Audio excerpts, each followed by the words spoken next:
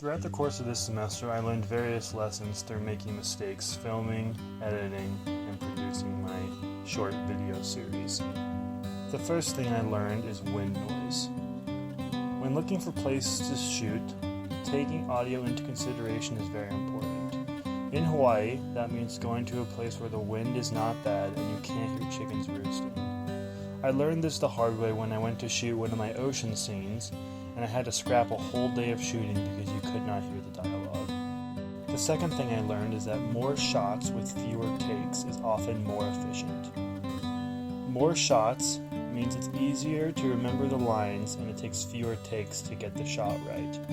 This was a problem I ran into on my second episode of this series. I tried to memorize lots of lines and deliver lots of information regarding the scientific research that has been done on outdoor recreation. In the end, it turned out to be really hard to remember all the lines that I had in my script, and it took several takes to get the lines out correctly. It may seem like more work to shoot more shots, but in my case, it would have been much easier if I would have broken down the dialogue into more shots. The last lesson I learned is that time is not always your friend. It's important to give yourself a few extra days to shoot, especially when you're shooting outside.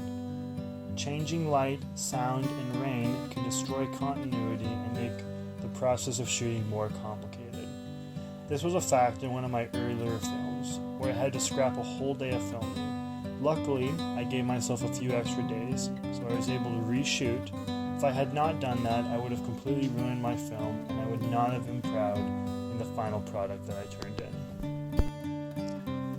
in. So in summary, remember to take audio into account when selecting shooting locations. Remember that more shots with fewer takes is often more efficient. And lastly, remember to give yourself extra time for shooting and editing. Hopefully, if you follow these guidelines, you won't make the same mistakes I did.